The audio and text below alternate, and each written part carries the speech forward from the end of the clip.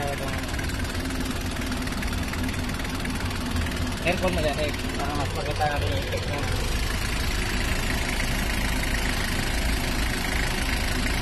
Hello, Lee. Wala, yung susi dapat ng shop kanina. Puli ko sana yung bala, wala akong ano. Yung susi ng shop, yan lang, kailangan ko. Hindi ako nakabili ng balay ng ating day. Pinatasan ko na ng ano.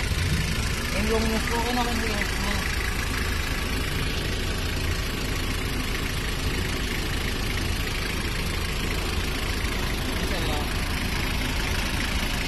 Going. So ano pa yun yun, sir? Hindi pa siya activated? Hindi siya activated. Ito mo yung ano. Ito yung dahanin natin o bibiglayin natin. Accelerator. Ang dami na. Pakinggan mo yung ulong makina mo.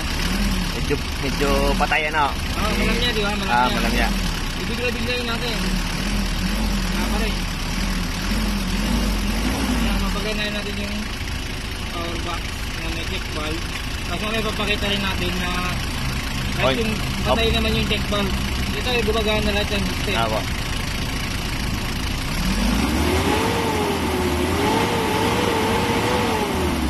Yung ulong makina, iba kagad.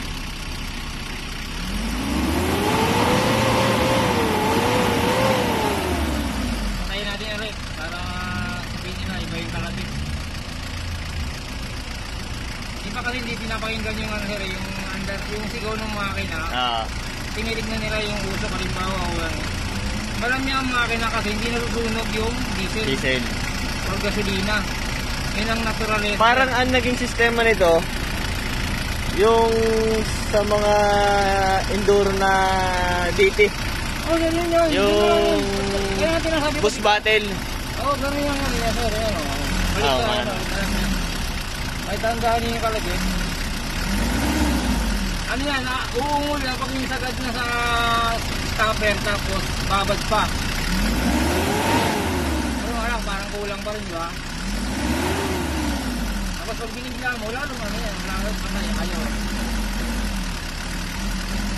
So kaya nang gumagana yung power box natin.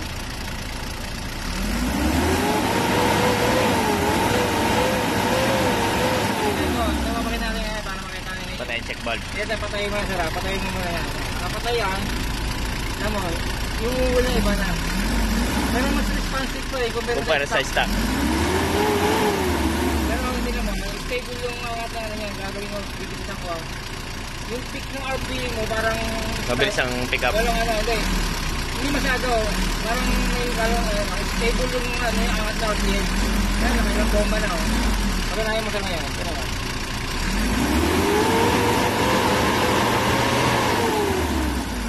Valve saka yung jetings natin, nagiging mas responsive siya. Kasi mas madali niyang ipato yung volatile na galing sa box pupunta sa makina mo. Yun ang ginagawa ng check valve saka yung jetings. Baka yung tapos yung galing na hangin sa surface natin, dadagdag din ng volatile yan. Ngayon sabi ko sir, ang volatile is sa highly explosive na substance kumbaga. Pero hindi naman siya delikado. Ay hindi, yun yung pinaprocess na naman yan. Pero yung mga jetting sa loob yan, may mga jetting sa loob yan. Yun yung ano, parang tinitimpla niya yung hangin, tapos yung amoy ng rubber sa loob, yun yung nagiging volatile na tinatawag. Yun sir. Pero ito, wala na siya, naka-ano lang siya? Oo, wala na, hindi pwedeng takpan yan. Okay. Pakamda na yan, sa yung kapakan mo, ramdam mo yung mababa ng ato na may tali. Para makita mo yung pagkakaiba sa apak mo sa kanan. Parang ayaw umangat ng umangat pag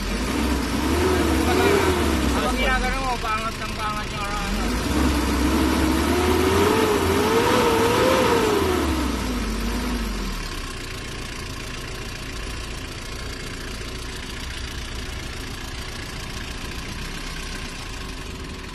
Automatic sa aircon eh.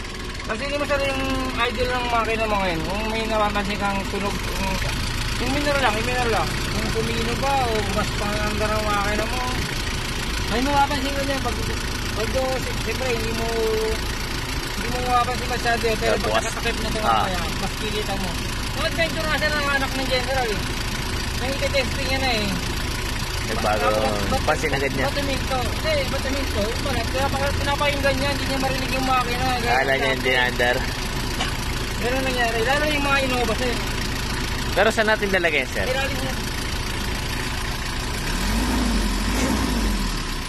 Ay, patay mo muna, sir.